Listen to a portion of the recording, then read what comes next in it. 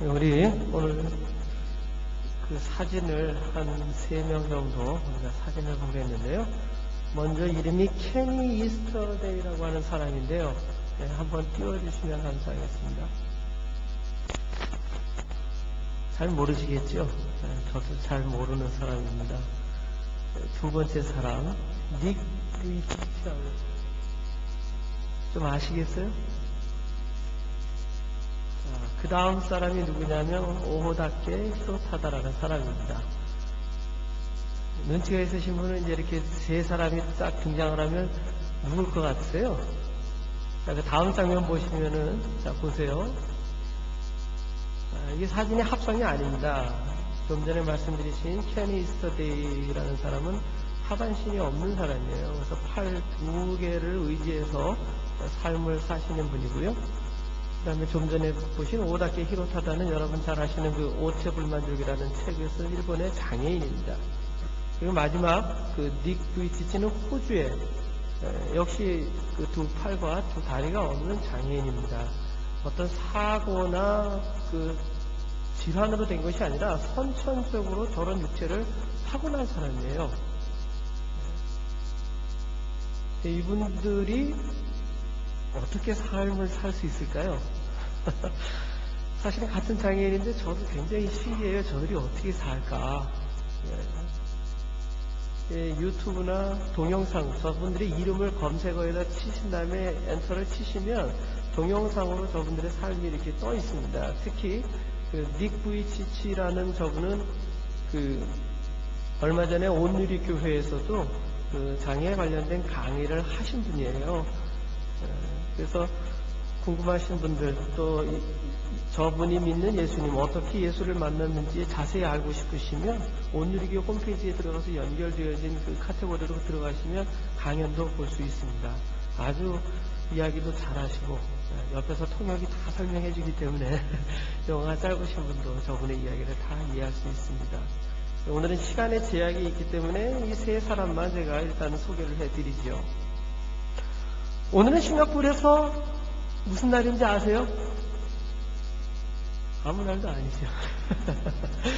근데 한국에서는 4월 세 번째 주일은 장애인 주일로 섬기고 있습니다. 그래서 이 땅에 있는 수많은 장애인들을 우리가 기억하고 또 그들의 삶을 다시 한번 리마인드 하기 위해서 교회 차원에서 이 세 번째 주일은 성경에 나와 있는 장애인들의 삶과 또 하나님께서 장애인들을 통하여 어떻게 역사하시는지를 확인하기 위하여 세 번째 주일을 장애인 주일로 섬기고 있습니다. 여러분, 세계에 살고 있는 장애인의 수가 몇 명일까요? 우리나라 한국에 있는 장애인 수는 몇 명일까요? 제가 여기서 168만 5,742명이라고 그러면 여러분 믿음이 가세요? 싱가포르에 살고 있는 장애인 수는 얼마일까요? 너무 광범위하게 여쭤보면 질문도 좀 와닿지 않고 또 답을 말씀드린들 그것이 피부에 와닿지 않는데요. 우리 싱가포르 한인교회에 출석하고 있는 장애인 수를 아십니까? 저 말고도 꽤 계셔요. 여러분들 가족들 중에 장애인 수가 몇 명인지 아셔요?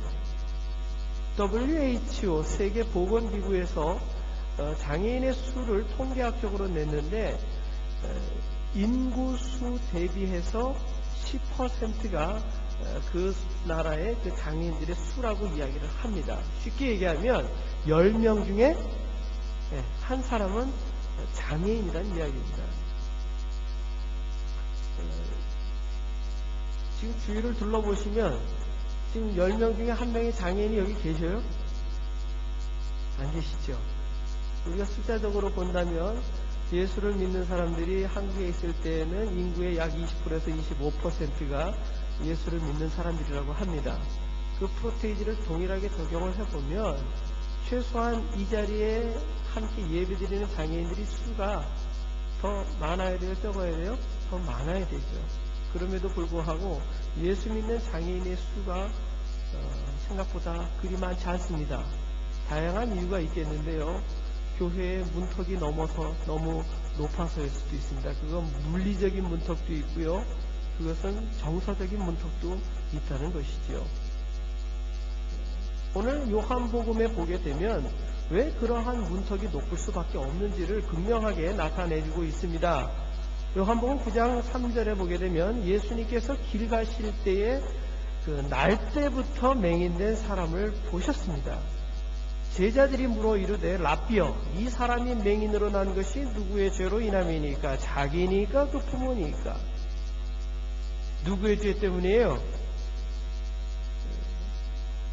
예수께서 대답하시되 이 사람이나 그 부모의 죄로 인한 것이 아니라 그에게서 하나님이 하시는 일을 나타내고자 하심이니라. 저는 어렸을 때 저희 어머니께서 나 때문에 우리 상범이가 장애를 앓지, 나 때문에 우리 애 상범이가 다리가 불편하지, 이런 말씀을 하셨어요. 그래서 어렸을 때는 정말 저희 어머님 죄 때문인 줄 알았어요. 오늘 성경을 보니까 저희 어머니의 죄도 아니고 저의 죄도 아니라는 것입니다. 어머니의 죄가 아닙니다.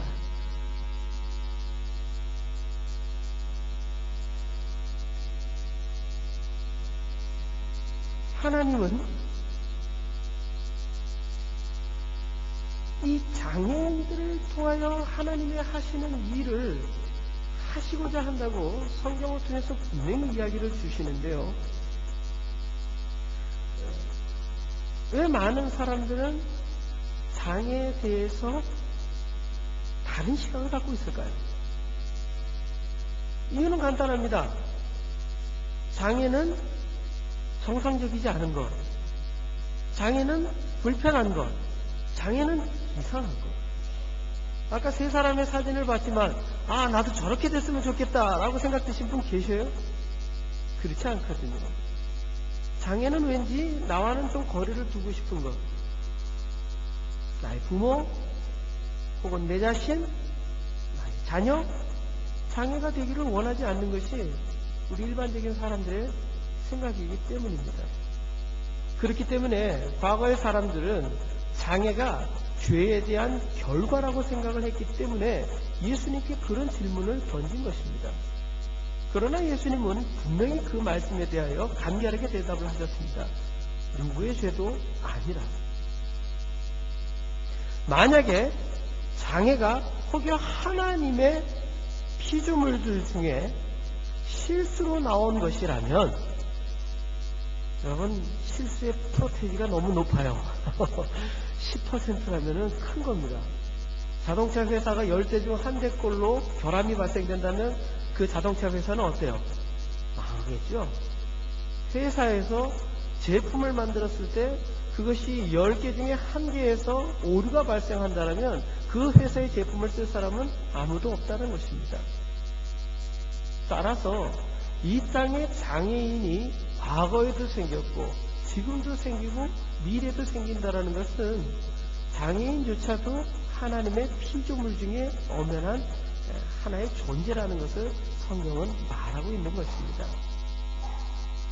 4장 11절, 출애굽기 4장 11절에 하나님께서는 모세에게 이런 말씀 주셨지요. 여호와께서 그에게 이르시되 누가 사람의 입을 지었느냐?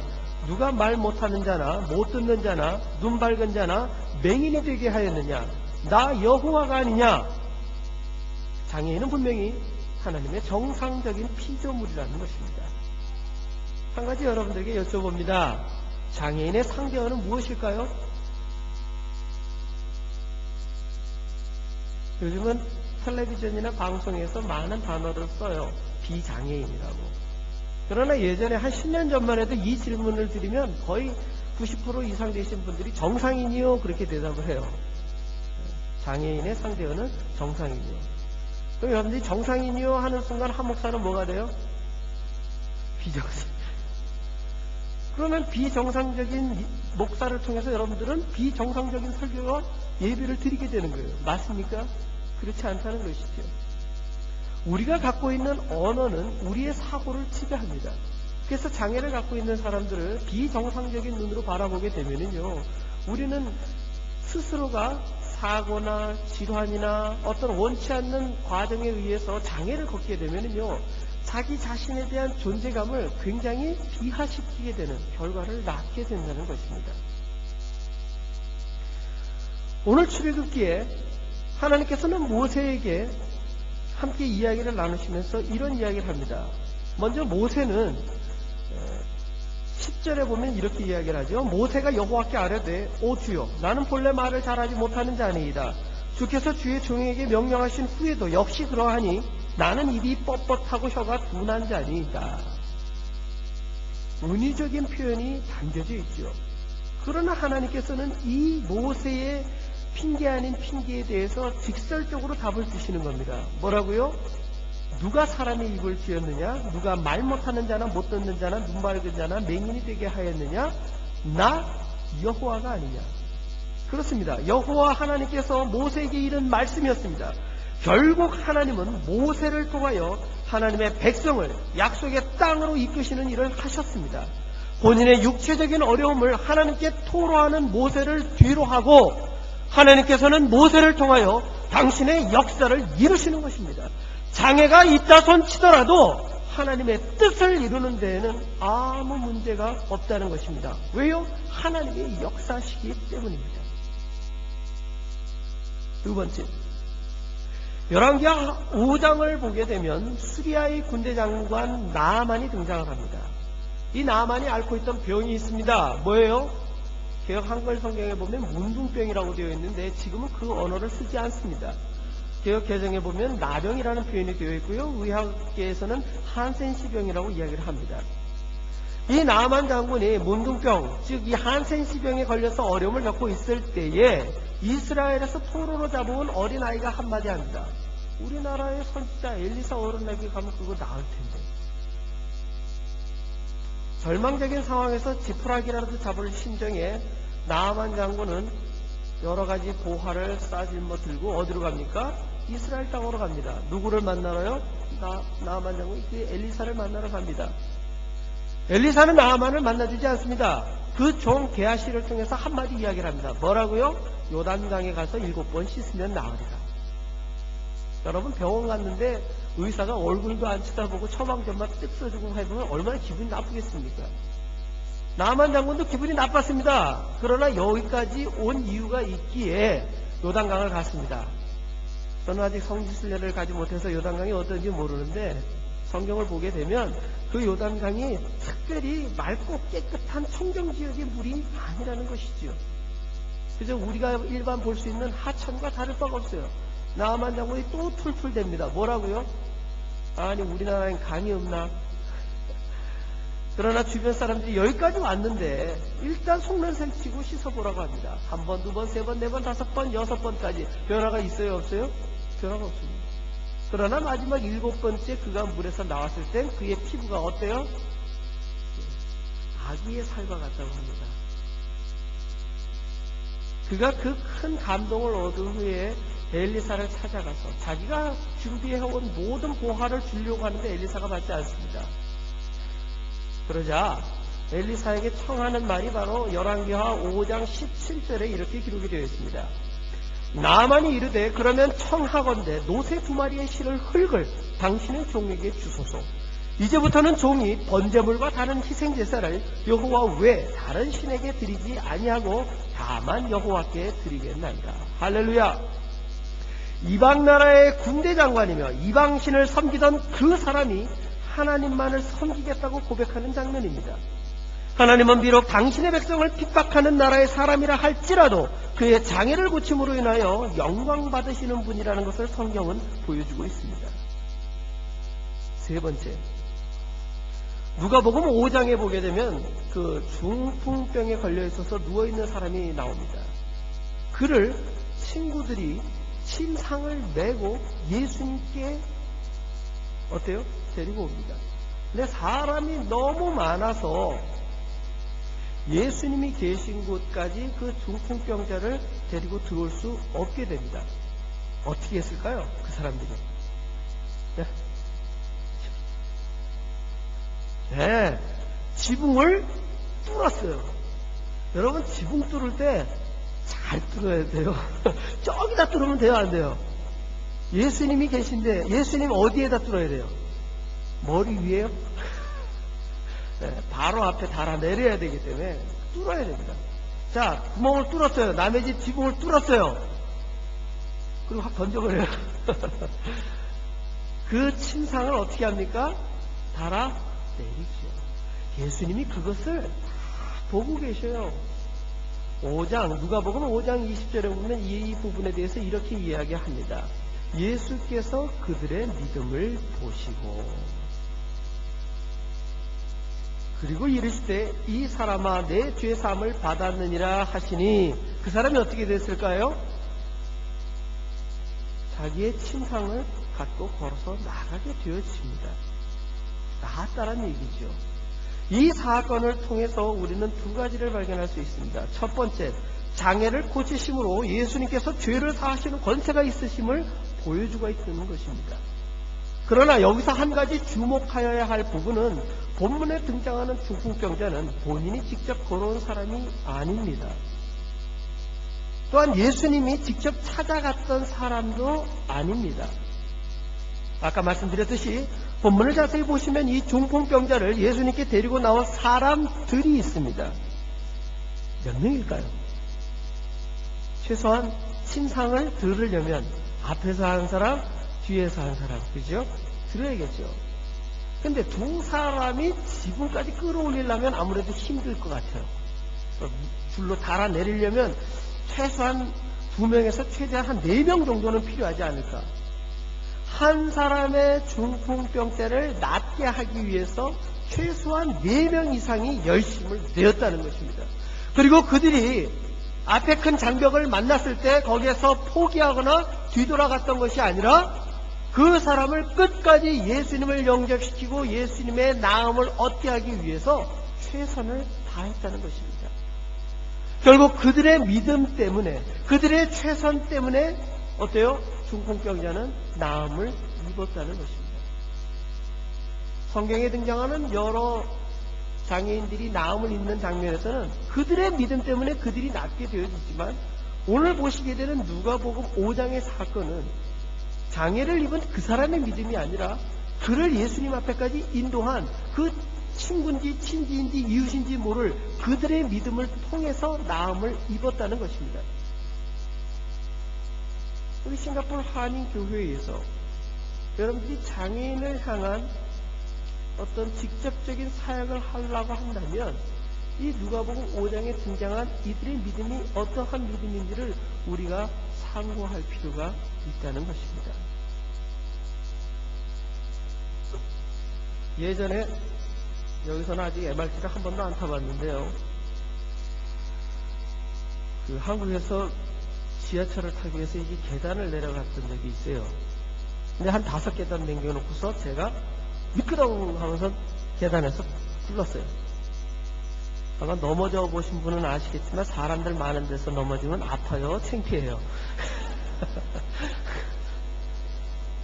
아픈 건 둘째치면 창피하단 말이에요. 그래갖고 얼른 일어나려고 그러는데 그때 어떤 사람이 갑자기 제 목발 2개를 한 손에 움켜쥐더니 제게 오른손을 내밀면서 일어서세요. 일어서세요. 그러는 거예요.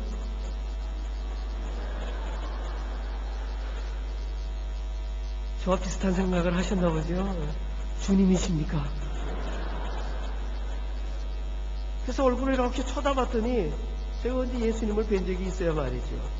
제 손을 딱 잡는 거예요. 일어서세요. 그래서 믿음을 갖고 제가 확 잡아당겼죠. 어떻게 됐을까요? 그때 일어섰더라면, 그렇죠? 제가 이것을 안 갖고 다닐 텐데 그 사람이 그만 제 앞으로 팍 꼬꾸라져요. 제가 한마디 했죠. 목발이나 주세요. 우리가 장애인을 도울 때는요, 장애를 입은 사람의 상황에 맞게 도와야 장애 입은 사람을 도울 수 있는 거예요. 에피소드가 하나 있죠. 옛적에 나무꾼이 팔이 한쪽이 꼬부라졌어요. 그러니까 이 한 손을 갖고 도끼질을 해가지고서 나무를 패거나 또 이걸로 벌어먹고 사는 사람이었어요. 근데 이 양반이 어느 날 연못 근처에 있는 나무를 베다가 이 도끼를 어떻게 했을까요? 놓쳤어요. 공교롭게 이게 어디로 가요? 연못에 빠졌어요. 잘 아시면서 모르는 척 하시네. 그때 누가 나타나요? 네, 아시잖아요. 봐. 산신령이 나타나. 하나님 아닙니다. 산신령이 나타났어요. 그러더니 금도끼 은도끼 보여주면서 이 도끼가 네 도끼냐 저 도끼가 네 도끼냐 할 때 뭐라고 대답해요? 모르는 척 하지 마시라니까. 그건 제 도끼가 아니라고, 쇠 도끼가 내 도끼라고. 그랬더니 산신령이 뭐라고 얘기합니까? 안 줬어요. 금도끼 은도끼는 안 주시고 이야기합니다. 네 소원이 무엇이냐, 내가 세 가지를 들어주겠다. 그러니까 이 나무꾼이 그저 논스톱으로 대답을 하죠. 뭐라고요? 제 팔을 쭉 펴주세요. 알았다. 어떻게 펴줬을까요? 안 구부러져요. 그러니까 아니 이게 아니고요. 구부러져야 돼요. 그랬더니 어떻게 해주셨어요? 이렇게. 자, 이제 벌써 순식간에 소원이 몇 가지가 없어졌어요? 2가지. 나무꾼 입장에서는 아무리 생각해봐도 이 산신령 의심이 가요. 나머지 제목 하나 잘못 얘기하면 이상하게 될 것 같으니까 나머지 하나는 뭐라고 얘기합니까? 원래대로 해주세요. 여러분, 우리 하나님 이런 하나님이세요? 산신령은 수준이 낮아서 사람이 아무리 이야기를 해도 그 사람에 맞는 기도의 응답을 주지 못하지만 우리 하나님은 그런 분이 아니시라는 거죠. 자, 그럼 여기서 질문 하나 드려볼게요. 하목사가 다리를 낫게끔 기도를 했을까요? 안 했을까요? 대답하기 쉽지 않죠? 기도를 했으면 믿음이 약했나? 왜 저 모양이지? 어떻게 육체의 저 가시를 갖고서 한 번도 기도를 안 했을까? 그렇죠? 저는 어제도 기도했고 오늘도 기도하고 앞으로도 기도해요. 언제까지 기도해요? 나을 때까지. 죽을 때까지는 너무 종말론적이지 않습니까? 예, 나을 때까지. 아직 하나님이 들어주시지 않은 것이지 제 기도를 안 들어주신 것이 아니라는 것입니다. 하나님은 장애인인 저를 통해서 오늘도 하나님의 하시는 일을 나타내시고 계신 것입니다. 하나님은 하나님의 방법으로 장애인을 통하여 하나님의 하시는 일을 나타내십니다. 모세를 통해서, 나아만을 통해서, 그리고 중풍병자를 통해서. 여기서 그치는 것이 아니라 하나님 신명기 14장 29절과 24장 19절에 이 말씀을 주십니다. 너희 중에 분깃이나 기업이 없는 레위인과 내 성중에 거류하는 객과 및 고아와 과부들이 와서 먹고 배부르게 하라. 그리하면 내 하나님 여호와께서 내 손으로 하는 범사에 내게 복을 주시리라. 내가 밭에서 곡식을 뺄 때에 그 한 뭇을 밭에 잊어버렸거든 다시 가서 가져오지 말고 나그네와 고아와 과부를 위하여 남겨두라. 그리하면 내 하나님 여호와께서 내 손으로 하는 모든 일에 복을 내리시리라. 아멘.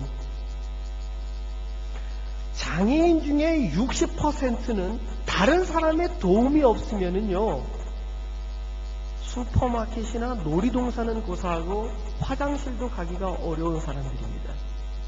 그 중에 70%는요, 학력이 초등학교 졸업도 안 되신 분들입니다. 무식해서가 아닙니다.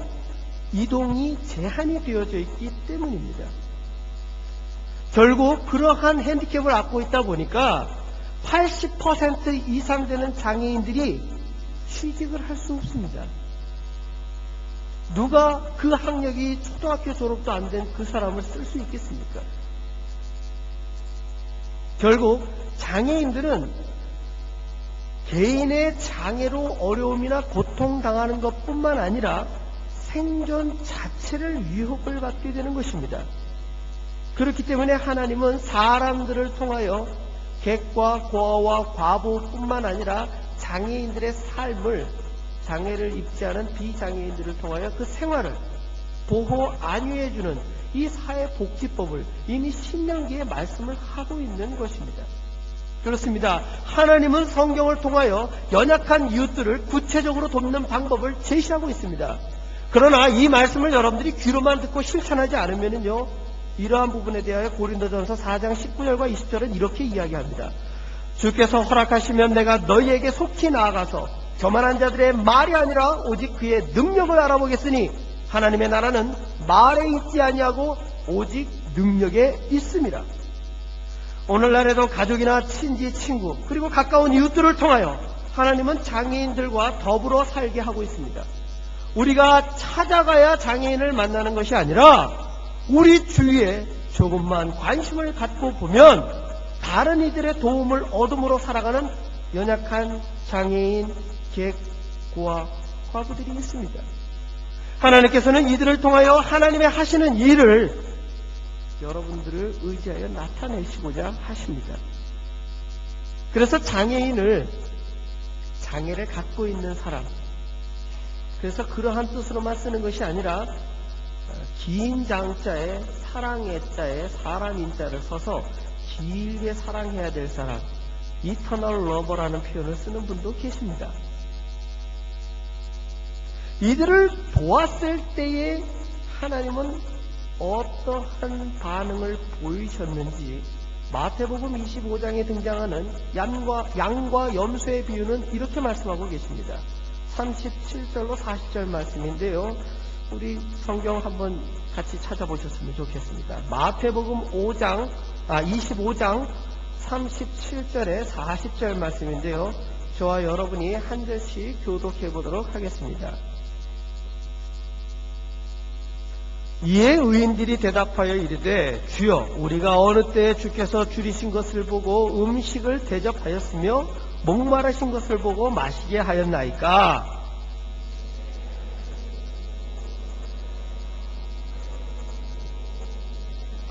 어느 때에 병드신 것이나 옥에 갇히신 것을 보고 가서 배웠나이까? 하리니 임금이 대답하여 이르시되 내가 진실로 너에게 이르노니 너희가 여기 내 형제 중에 지극히 작은 자 하나에게 한 것이 곧 내게 한 것이니라 하시고, 바로 눈을 들어 지극히 작은 자 하나에게 관심을 가질 때에 하나님은 그것을 누구에게 하신 거라고 그래요? 당신에게 하신 것이라고 성경은 말씀하고 있습니다. 사회학에서 장애를 입지 않은 사람을 일반인이라는 표현을 합니다.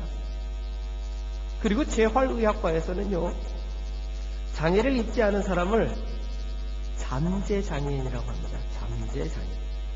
그것은 어떤 의미에서 오늘날과 같이 이처럼 복잡다단한 삶 속에 교통사고나 산업재해나 혹은 질병이나 또는 연세가 드심으로 인하여 노인이 되어가는 과정 가운데에서 모든 사람들이 정상적인 생활을 하기 힘든 상황에 노출될 수 있다는 것을 의미하고 있습니다. 어떠한 사람도요, 원해서 장애인이 되는 경우는 없습니다. 그리고 자신의 자녀나 자신의 배우자, 이러한 사람들이 장애인이 되기를 원하는 사람은 없습니다. 그러나 장애는 필연적으로 나의 삶에 혹은 너의 삶에 어느 날 갑자기 다가올 수 있는 것입니다. 징계가 아닙니다. 저주도 아닙니다. 심지어 재수가 없는 것도 아닙니다. 그것은 하나님의 원대한 뜻이 그 가운데 하나님의 하시는 일을 나타내시고자 하시는 하나님의 계획만이 있는 것입니다. 저희 집에서 마트에 가서 장을 봅니다. 쌀 사야 되지요. 막내가 좋아하는 수박을 사지요. 또 우유도 삽니다. 세제를 삽니다. 화장지를 삽니다. 기타 등등 생필품들을 삽니다. 싱가포르 아시겠지만 한 봉투에 넣어줘요. 바리바리 싸줘요. 물건 개수만큼 봉다리에다 넣어주죠. 자, 집에 와서 차에서 그 물건을 내릴 때 8살 먹은 막내, 11살 먹은 큰아이, 제 아내, 저 넷이서 그 봉투를 나눕니다. 자, 밥은 네가 제일 많이 먹으니까 11살짜리 제 아들한테 20kg짜리 쌀을 짊어줘요? 아직까지는 아닙니다. 밥만 많이 먹지. 막내 아이한테 수박은 네가 좋아하니 네 머리통보다 더 큰 수박을 가져가거라고 줍니까? 그렇지 않습니다. 먹는 것은 아이들이 더 잘 먹지만 그거는 부모가 들고 갑니다. 왜 그래요? 아직까지 그 무게를 이겨낼 만한 아이가 아니기 때문에 그렇습니다. 부피는 크지만 화장지 아니면은 시리얼 같은 특정 상품을 광고해서 죄송합니다. 그런 것을 들고 갈 만한 걸 나눠줘요. 그 아이가 짊어지고 갈 만한 것을 나눠준다는 것입니다. 그리고 지켜봅니다. 혹이 흘리거나 넘어질까봐. 그래서 유리병에 들어있는 주스 같은 것은 아이에게 맡기지 않습니다. 왜요? 혹여 깨어질까봐. 하나님은 이 땅 가운데 수많은 사람들에게 질병 혹은 질환 혹은 장애를 통해서 하나님과의 관계를 보여주십니다. 아마 여기에서 질병이나 질환이나 장애로 인하여 고민하시고 혹은 또 그것이 기도의 제목이 계신 분들이 많이 계실 것입니다. 여러분, 그 시간 가운데 하나님께 원망하셨습니까? 원망할 수도 있지요. 왜 나에게만? 그러나 그 시간이 지남에 있어서 만나는 분은 누구입니까? 하나님입니다. 하나님은 그 조용한 시간 가운데서 역사하십니다. 개인에게만 역사해서 끝나는 것이 아니라 그 가족을 통해서, 그 친지를 통해서, 장애를 입은 그 사람을 통해서 하나님은 오늘도 역사하십니다. 싫다고 마음대로 거부할 수도 없습니다. 다른 이에게 떠넘길 수 있는 것도 아닙니다. 하나님의 하시는 일을 나타내시고자 할 때에 하나님은 사람을 보면서 그 짐을 지워주십니다. 육신의 아비도 자녀의 상황을 보면서 짐을 나눠줍니다. 하물며 하늘에 계신 하나님께서 저희 인생들이 지지 못할 짐을 나누어 주시겠습니까? 이 거룩한 짐을 우리 삶 속에 하나님께서 이어주실 때에 감사함으로 받을 때 그 은혜가 충만함을 기억하시기 바랍니다. 장애를 입었다고 그것이 나에게 온 것이 아니라 할지라도 어리석은 자 중에 한 사람처럼 원망하거나 하나님 앞에 삿대질을 하는 것이 아니라 그 부분을 감사함으로 받으실 때 하나님의 놀라운 계획은 이 땅 가운데 임하십니다. 하나님의 그 크신 하시고자 하시는 계획이 저와 여러분의 삶에 충만하시기를 주의 이름으로 축원합니다. 기도하겠습니다.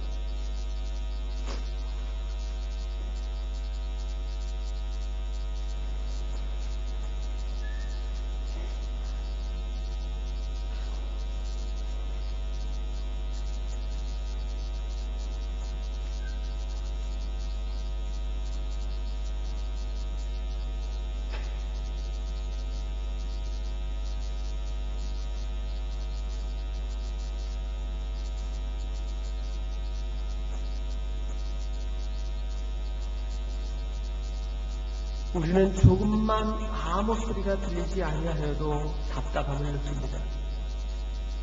내 속에 있는 말을 다른 이에게 전하지 못하면 그 말 못할 심정을 누구에게 고백하겠냐고 토로합니다. 때로는 내가 원하는 곳에 내 마음대로 가지 못하게 되면 나의 불편함 때문에 원망을 합니다. 이 더운 싱가포르에서 나의 건강한 다리로 걸어갈 때에도 나의 건강한 다리 주심에 감사하기보다는 더운 날씨를 원망하는 것이 우리 인생입니다. 그러나 오늘날도 우리가 눈을 들어보게 되면 앞을 보지 못하고 귀로 듣지 못하고 그 입으로 말하지 못하며 자신의 육신을 자기의 마음대로 이동하지 못하는 어려움을 겪는 이웃들이 처처에 있음을 우리는 잘 압니다.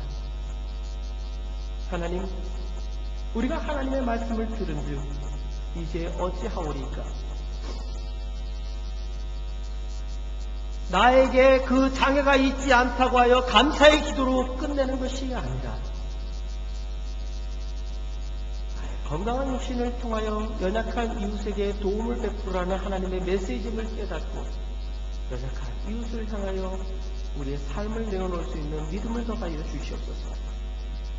혹여 원치 않는 어려움이, 육신의 질병이, 육체의 가시가 본인이나 혹은 가까운 가족에게 임하였을 때 우리가 입으로 하나님 앞에 범죄하지 아니하도록 주님 역사하여 주시옵소서. 그 시간 가운데 하나님을 더욱더 뜨겁게 만날 수 있는 믿음을 허락하여 주시옵소서. 그로 인하여 하나님의 하시는 일을 어떻게 나타내실지 우리가 기대와 소망을 갖고 하나님의 부르심에 응답할 수 있는 저희들의 삶이 될 수 있도록 주님 역사하여 주시옵소서. 우리는 어리석어서 주님의 크신 계획을 다 알 수 없습니다. 오늘 우리 삶 속에 어려움을 주신 이유를 이해하기 어려울 때가 너무나도 많습니다.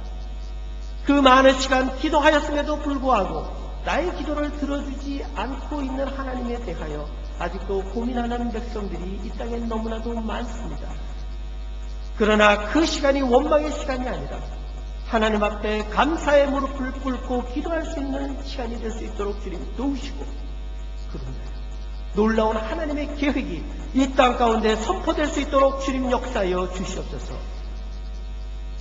우리가 기대하며 기도하오니 하나님 우리의 기도를 응답하여 주옵시고 주의 놀라운 계획에 동참할 수 있는 저희 모든 이들의 믿음 될 수 있도록 주님 역사하여 주시옵소서.